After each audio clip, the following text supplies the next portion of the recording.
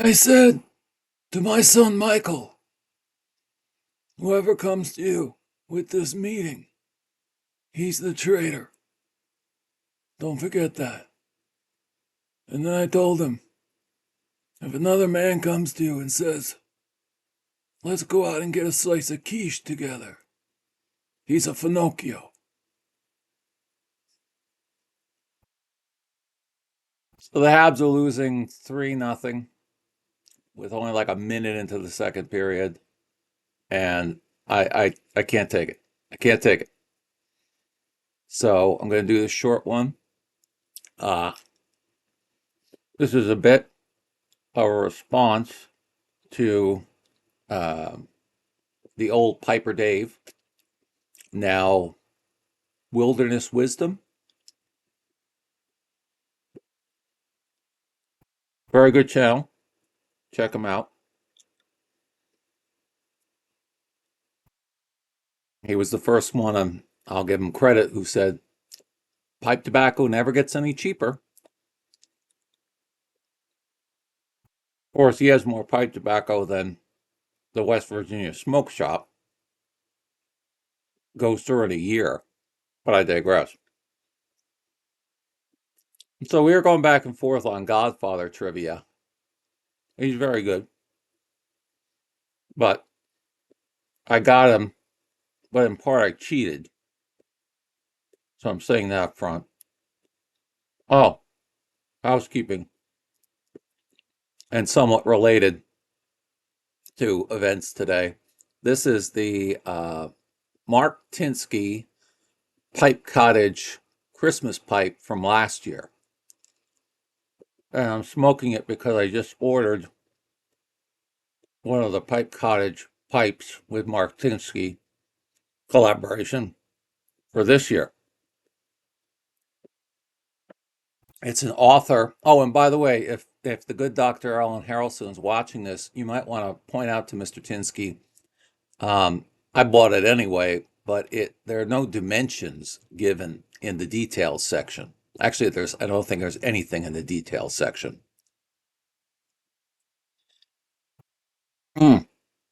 Sapper Smokes from his merch shop makes a great stocking stuffer by many. I already did the woman, make me a coffee, but I did do it. And in it is LJ Peretti Century, which was developed for their century anniversary, which was in 1970. I'm just looking at my lighter. So, oh, and I know that the mention that I just bought a pipe cottage pipe. This is what, if you could watch through the screen at Stonehenge Minstrel when he hears that, this would be his reaction.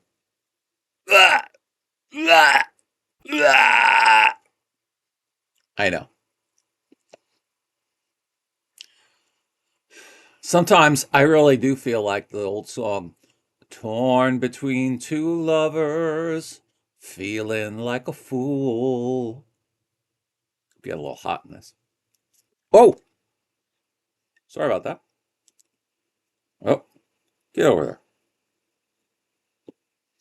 I'm not feeling it today. Got a little bit of a cold, so I went with the wild ride here. Give it a nice cravat finish. You get them so they're more than 40 inches, and even with a size 18 neck like I have, you can cravat them like that. So, a little Godfather talk for you. Back there, somewhere, I'm the only guy who has to move so I can have a space that's bigger for more bookcases. Like I'm piled up here on the floor in two stacks, yay high. I can't really show that, but trust me. So, Godfather trivia. We run back and forth, Piper, Dave, and I. And I think I have him at a disadvantage because I don't know if he's as familiar with the book or he has even read the book. The book is actually better than the films. Well, it's as good. It's one of the rare cases. Now, it's not Puzo, Mario Puzo is the author. It's not his greatest work. His greatest work was actually his debut novel called The Fortunate Pilgrim. And it's in the vein of a lot of great literature, American literature from Saul Bellow and from Chaim Potok and Bernard Malamud. These are all people of my tribe. And and so is Jimmy Kahn, who plays Sonny Corleone, by the way. So the first book was great. And it got great critical reviews for Puzo. But it sold in my past five. It sold shit. And Puzo had a family, and he needed money. I think he was also a bit of a gambler, but I might be mistaken on that. So apologies in advance. So he wrote The Godfather as a pot boiler, essentially. But he was a great author. He also, by the way, became a great screenwriter. That first Superman with Christopher Reeves, he did he did the edit on the screenplay for like $1 million. He was brought in. Remember Brando was in that so forgettably with an incredibly bad white tube on. It's hysterical. It's worth watching just to see that. So Puzo needed the money, and the book is a real potboiler, but it's written by a great author. By the way, but I digress. There's a whole middle section of the book. The book is 400 pages or so that never gets touched in the films. I know it's 3 films, and seriously, it's over 100 pages long. It's a story primarily of when Fredo, after Vito gets shot, is exiled to Las Vegas. And it's when Johnny Fontaine, the godchild of the Godfather, goes out to Vegas for the first time. And it's actually Fredo's interaction with Mo Green, who later gets killed by Michael, along with the heads of the 5. Well, he's one of the heads, so the heads of the other 4 families that comprise the 5 families. And Lucy Mancini, Sonny's paramour, mistress, also goes out there. And it really gets quite lurid. Fredo, by the way, comes into his own out there. He really was banging cocktail waitresses 2 at a time, which is a line from Godfather 1. And it explains why he may have sold out Michael to Hyman Roth, because he really did grow close to Mo Green. He got from Mo Green during his Vegas stint, and he was pretty good as the essentially operational chief of the casino. He got from Mo Green the respect, the relationship they never had with his father or his brothers. And the book goes into how Michael really idolized Sonny. In the film, Sonny is a very flat character. He's not that in the book. In the book, first of all, you see Sonny's heart. It also explains why you have Tom Hagen. Tom Hagen, it's just referenced by Michael when he's talking to Kay in the beginning. But Tom Hagen was literally taken in by Sonny, or taken home by Sonny. He was taken in by Vito. He was orphaned, living on the street, and he was convinced he was going to go blind because he had a bad eye infection. Because he had seen a doctor, and they said basically, get ready to be blind. And Sonny took pity on him. Vito takes him in, gets him to a doctor. He doesn't lose his sight. He goes to law school, and he comes to Vito, like he encouraged Michael. And Vito says, what do you want to do? And that's when Tom Hagen says, I want to work for you. He never gets forced into it. But there's a number of questions. But why does Sonny go into the family business? Fredo is pretty self evident. He doesn't have many other options. He's a bit dim witted, not slow, but he's a bit of a sap. He's average intelligence, but he's a bit of a sap. And he never gets into the heavy stuff in the business. Sonny does. There's that line when he's in the back of the Vito, when he's in the back of the car with Tom after the big meeting, so Michael can come back, where he promises to forego vengeance for Santino. And he makes a point of saying, he says, Santino was a bad Don, may rest in peace. But to Talia, he could never have outfought Santino.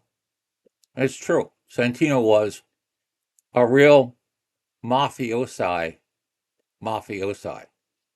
Brutal. But he had a big heart. And that's why Michael loved him.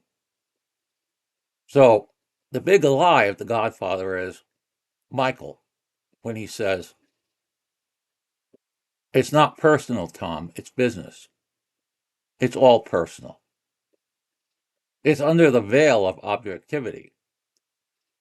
But wow, I'm in London all of a sudden. When he kills the other four heads in Moe Green, and then he kills his own brother-in-law, Carlo Rizzi, and it's Carlo Rizzi who says the line, or rather has to answer, who approached you, Talia or Barzini, about setting up Santino? But there's a line that goes back even further in the film, almost right in the beginning. This is after Vito gets shot outside of his office and Fredo is useless. You see the oranges. The oranges in The Godfather are always a symbol of death.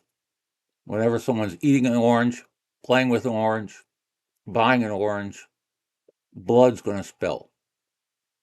Pretty obvious once you realize it. So, this is after Michael is shacked up with Kay. They're supposed to go out to the house. They push it off because Michael wants some more connubial affection. He goes outside. They've gotten the Christmas gifts, and he sees the newspaper, the front page, Vito Corleone shot. He calls in, and then he goes out to the compound. When he goes out to the compound, he passes Clemenza in the den. Clemenza says, looks like your dad's going to pull through, thank God, etc. And then Michael goes into the study of his father. And in there is Sonny with Tessio. So the question is, why isn't Clemenza in there? Why is he frozen out of the action? It becomes evident with the question that Sonny asks Michael. After he sits down, first Sonny admonishes him. He says, go outside and talk to Ma or do something. And Michael says, maybe I can help. Oh, and Tom Hagen is in there too. And Sonny says, look, if you hang around in here, you're going to hear things you don't want to. Michael ignores him. Now, Sonny knows that Michael is a grown man. He can make up his own mind. But he's also his father's son, oldest son. And he wants to respect his wishes. And as Vito says to Michael in the garden after he's come back from Sicily, I never wanted this for you. Sonny, yes. Fredo kind of shrugs his shoulders. What the hell else? Now, why would Vito say that about Michael,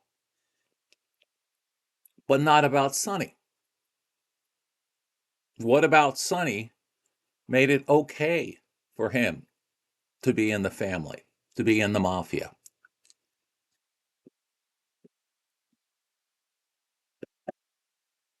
This is never covered in the film, and as a matter of fact, the film falsely portrays one aspect of the book.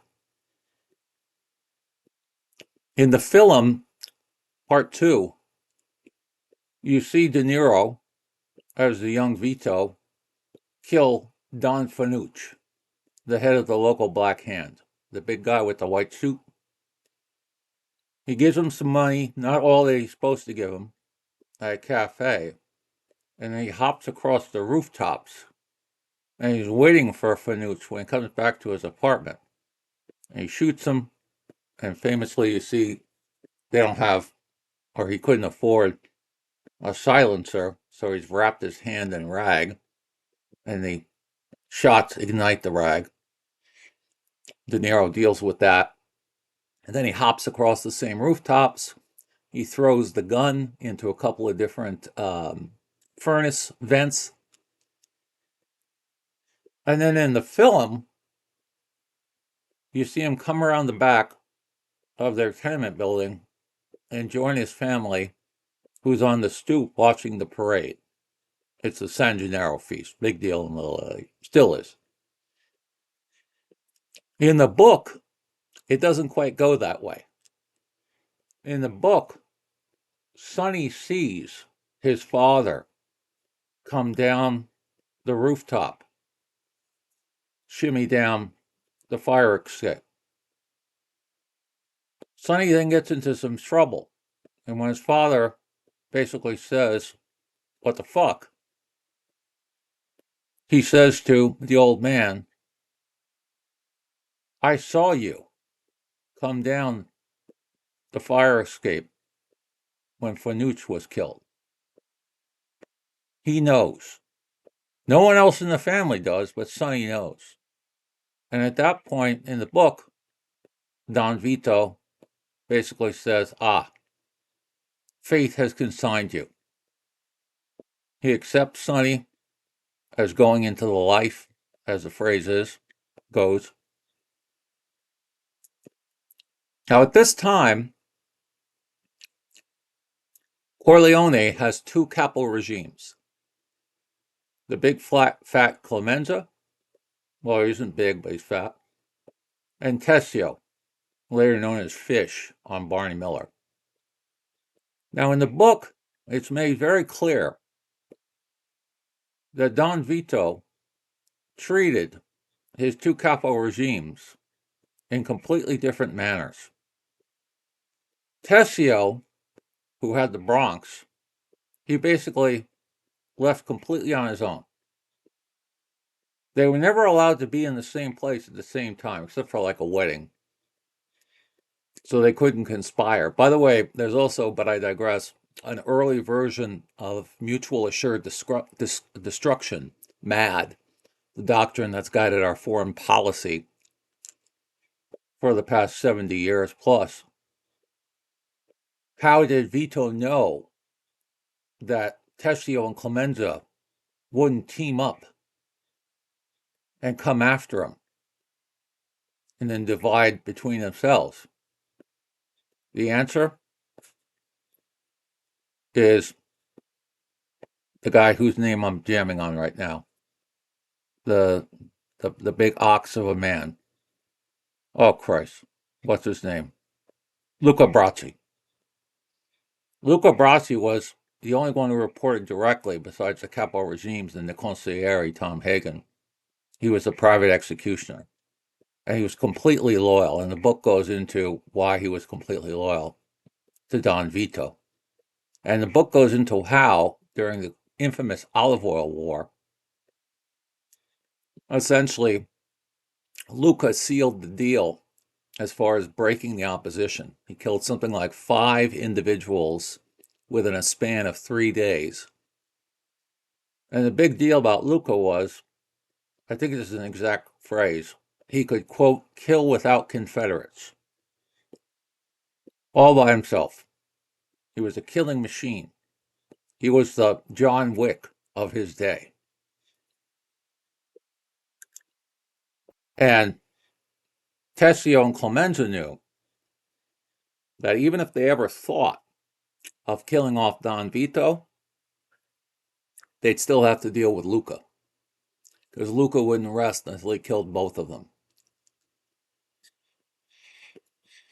And that is mutually assured destruction. Yes, Soviet Union in the good old days of the recent unpleasantness. I know that's a Civil War phrase, but we've taken it over for the Cold War. You could nuke us, take out our cities, but we're still going to kill you, because if those submarines don't get a signal after a certain point, they're going to launch and take out your entire nation. Ergo, mutually assured destruction. So Don Vito invented mutually assured destruction. So he has these two capo regimes, and he makes a decision when he realizes that Sonny knows his secret, that Sonny is going to be apprenticed to learn the life. Now, Clemenza, he keeps under his thumb. He knows exactly what Clemenza is doing, gets involved in his operations.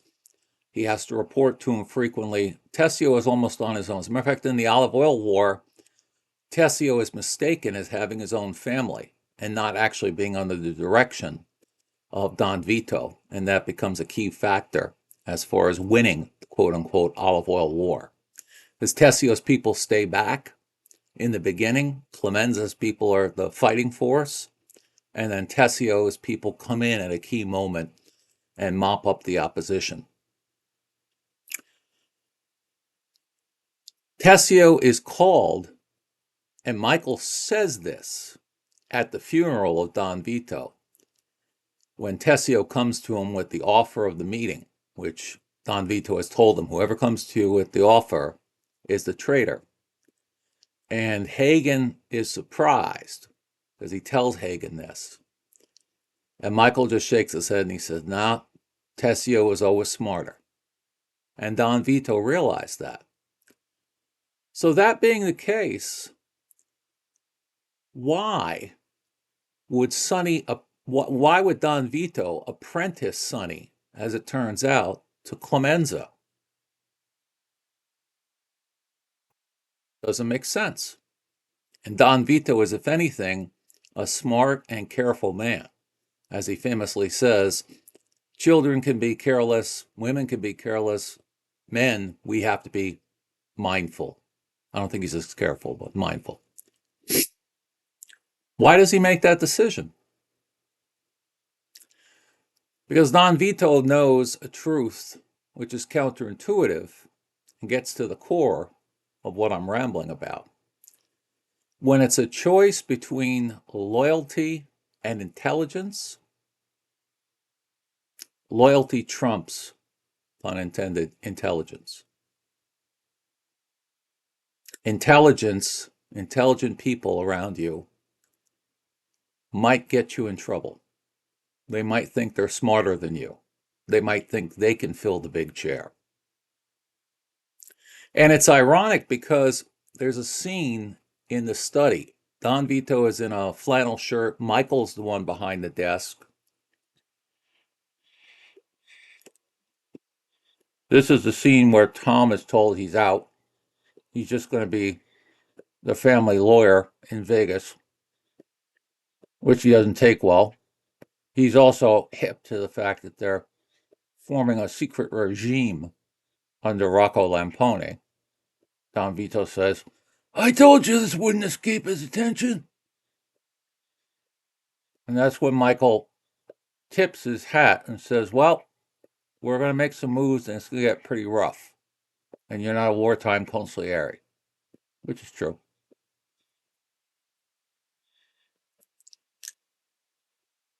But getting back to the point, why Clemenza? Okay, he's loyal. Loyalty trumps intelligence. You just said that, fat man. I know. Michael understands that Don Vito screwed up. Don Vito fell for the line that the Turk gave at that infamous meeting at the Genco Olive Oil Company offices. As we would say during the Cold War, the Turk was running a false flag operation. Not only did he figure out that Sonny was jonesing for the narcotics deal that he was proposing, but he also put disinformation that both Sonny and Don Vito, and Hagen for that matter, chomped on, which is that Tessio was behind the whole thing. The Tattaglias were part of it, but as Don Vito says to Hagen, that's why he's upset in the back of that car after they leave the big meeting. He didn't realize until that moment that really this whole thing was set into motion by Bozzini. Bozzini, which the film doesn't go into, was on the other side of the olive oil wars. Now, after a truce was made and the Corleones came out on top, Bozzini got his territory. He became the head of his family. But belying the it's not personal, it's business, Bozzini never gave up the grudge. That's why he was coming out against the Corleones. Because let's face it, he didn't need the money per se. This was a ruse, propping up the Turk to get back at Don Vito and everything he did to his family during the olive oil wars. Now, I don't expect the films, as long as they are, to encompass all of this. It's all in the book. But Bozzini was the smart one, and he fooled Don Vito. But Don Vito always had a plan B, sometimes even a plan C. He had let Michael know. But to finally get back to the original point with Piper Dave, when Michael comes in the office, the study, and he says, maybe I could be of some help, and Sonny tries to shoo him out. He says no. So then Sonny, trying to help Michael, says, okay, smart guy, either Clemenza or Paulie set up the old man. Which one was it? Now, later on in that same scene, Sonny is the one, this is after Michael says, I'll shoot them both, meaning setting up a meeting with the Turk and his protector, Captain McCluskey. And they all laugh, and then Michael, with his swollen jaw, mutters out, how we have newspaper people on the payroll, this is a great story, a dirty cop who got what's coming to him, etc., etc. And Sonny, before he gets into this, says, you don't understand. This ain't the Marines. You don't shoot them from a mile away. You got to walk up right next to them. Bada bing! And you get blood all over your nice Ivy League suit. Tom, this man's taking it very personal. But before that, Sonny asks him this question. Now, one thing, and this is the part where I kind of cheated with Piper Dave, is the obvious question is not, oh, God, did I make a mess?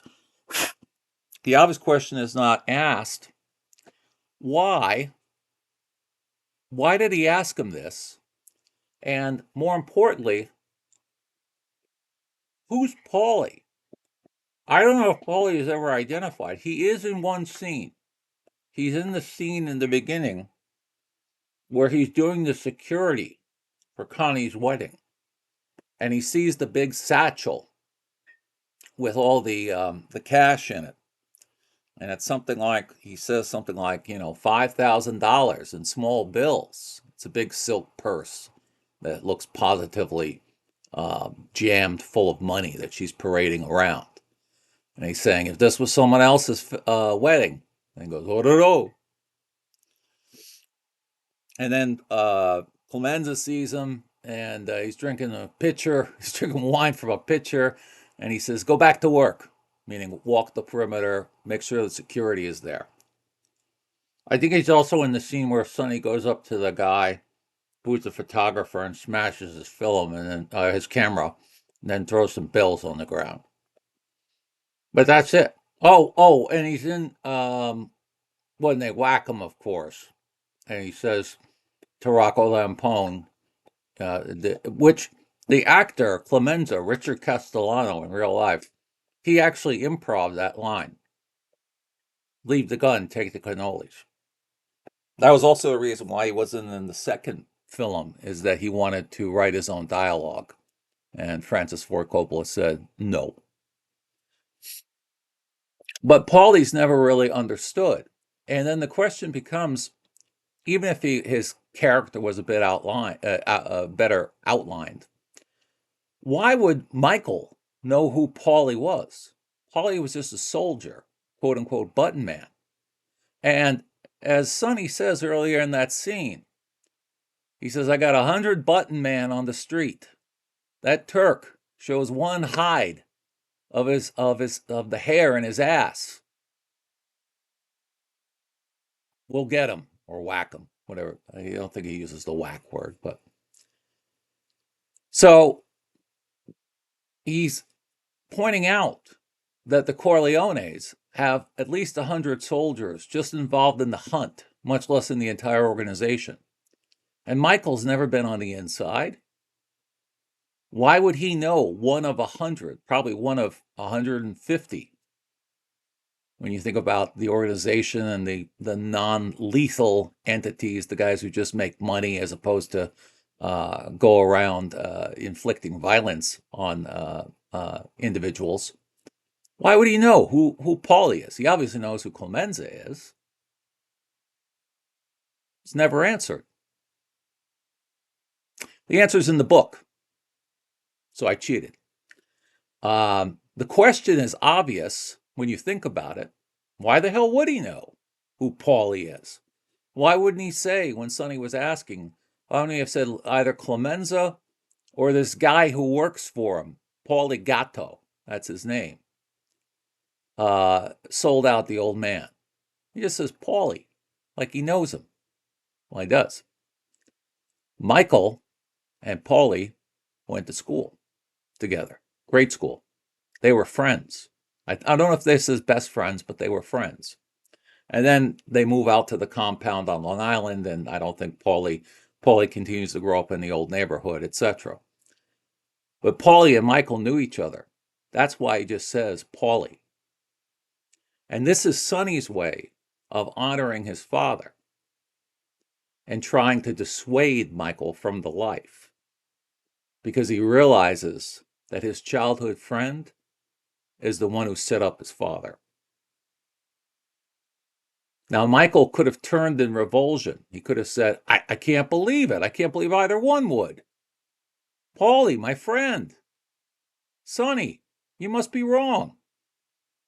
No. He just accepts the fact. He knows that in that life, friendships, even blood relations, or at least marriage, relations through marriage, they don't necessarily convey the loyalty that one would expect. It's only when you have subordinates who are dependent upon you. This is a line, by the way, that's picked up in the Robert De Niro film, A Bronx Tale, when the boss says, I pay my people, but not too well. Basically, I want them to be dependent upon me.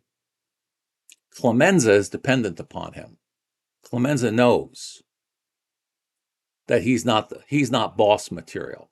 He's capo regime material. He's very proud of that. Tessio thinks he could be smarter. Paulie obviously thought he could outsmart. He was supposed to be the driver that day when Vito gets gunned down. So Sonny is trying to admonish him, but Michael really then and there makes the fateful step to get into the life, because then fate takes over and all the steps fall into place. But Vito knew this. That's why he assigned Sonny to apprentice under Clemenza rather than Tessio, even though Tessio was, by his own admission, the smarter one. And think about it from a strategic standpoint. If we take the book at face value, and Vito knew that he was smarter and yet kept his hands-off policy, wouldn't it have been smarter for Vito to have Sonny apprentice under Tessio? First of all, he'd have eyes and ears inside the operation. Always a good thing. And second, and more importantly, if Tessio was the smarter one, why wouldn't you want Sonny to apprentice under him? He'd learn more. Besides, he knew Sonny's nature. He was big-hearted, he was emotional, he was prone to violence. Tessio was the opposite. You would think he'd want him to garner that influence. But no. He picks Clemenza. And that's further underscored in the scene after Michael says, I'll kill McCluskey and the Turk. They're going to set up a meet. Put me in. They'll never suspect me. So they're sitting around. I think they're eating Chinese food, and finally the word comes.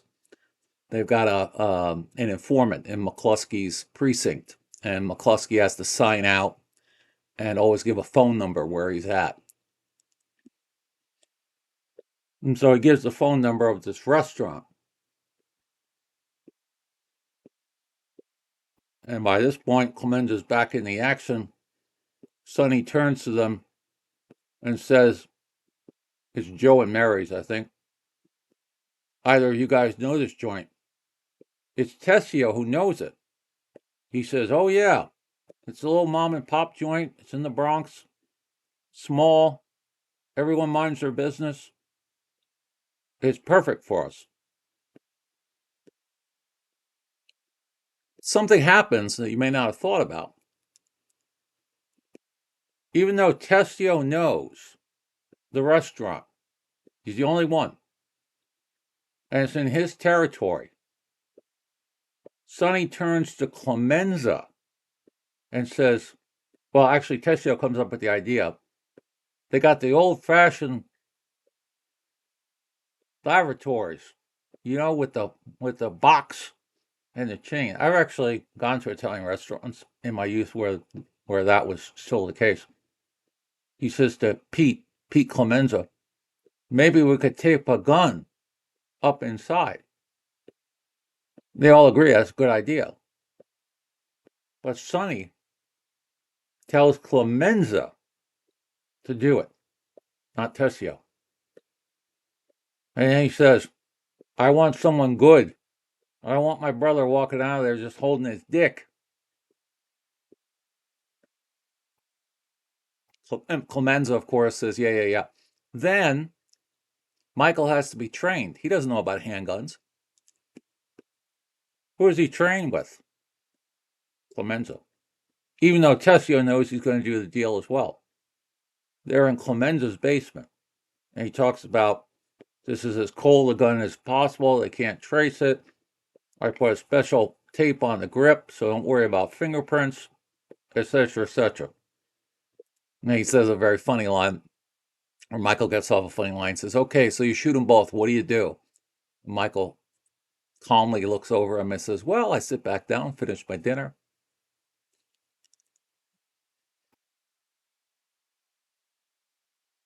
Sonny knew. Sonny's not the ignoramus that you might think of from the film. He actually did absorb quite a bit from his father. He represents one side of his father. That doesn't come through in the film. Loyalty, not intelligence. And how do I know this is true? Because I was part of a startup. If you're ever going to be in part of a startup, yes, you need a certain level of intelligence in your people. But it's the loyalty. It's the people who are willing to drink the Kool-Aid. Because a startup on paper doesn't make any sense. everyone will tell you, you're not going to, this isn't going to work out. And if they have an MBA, they'll give you a 10-page PowerPoint on why it won't work. You can always hire, as I said to Power Dave, um, Piper Dave, you can always hire role players. I mean, if you have an accountant or you need financial reporting, you need to hire someone who's an accountant, yes. But it's the people who are willing to drink the Kool-Aid. It's the loyalty. So that's why Sonny asked him, was it Clemenza or was it Paulie who set up the old man? And then later on, back end of that is when Michael's in the room. These are kind of bookend scenes to one another. And instead, it's his brother-in-law, Carlo Rizzi, who he just served as godfather to his son, who's in the room. That's Hagen. I think it's Al Neri, the new Luca Brasi. And he says to him, his brother-in-law, I just want to know, was it Barzini or Tatalia? He kind of knows it was Barzini,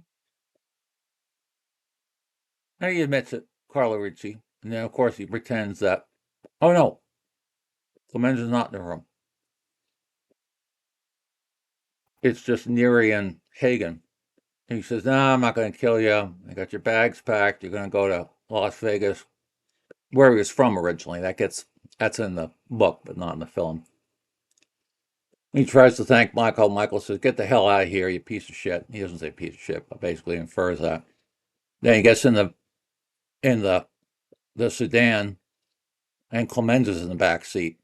And Clemenza uses the old garrote, the wire string with the hooks to choke, the old style. What's not covered, and it's another obvious question which people don't ask. Why did Clemenza kill him with his own hands? And why the hell didn't they just shoot him? And why did they kill him in the middle of the compound? And you see when Michael walks after the car drives a little bit, and you see Ritchie flailing around, kicking out the window in his death throes. You see there's about 4 or 5 guys walking with Michael. They all witness this. Why did Clemenza do it himself? Why didn't they shoot him in the house with only 2 people seeing it? And even if you get someone to clean up the body afterwards, you can't tell who actually pulled the trigger. And why Clemenza? It's in the book. Clemenza had mentored Sonny like he was his son. And when he finds out it was Rizzi who set him up by pretending to have the fight or have the whole series of fights with the sister, Clemenza volunteers to do the killing. And he does it the old-fashioned way, the most personal way. If he could have, he would have just strangled him, but he might have gotten away. Carlo wasn't going to go down with a bullet. He wasn't just going to be driven off and shot. And Michael could say, I don't know, he's going to the airport. It's the last time I saw him. And they did it in the middle of the compound with everyone watching because they wanted to send a message. You may think you're smart. You may even take out one of us. But in the end, we'll figure it out. And this is what happens to you. It was a demonstration killing. None of this you can figure out from the fill-ums, even if you have every line of dialogue memorized. And so I guess the point, to wrap this thing up, Jesus, 45 minutes. so much for short videos, is read the book. And it'll give you a whole new appreciation of the fill-ums, as great as they are, except for number 3, of course. And that's it. I'm going to turn back on the Habs. They should be in the 3rd period. I'm expecting a monumental comeback. You're welcome. Hit the fucking button.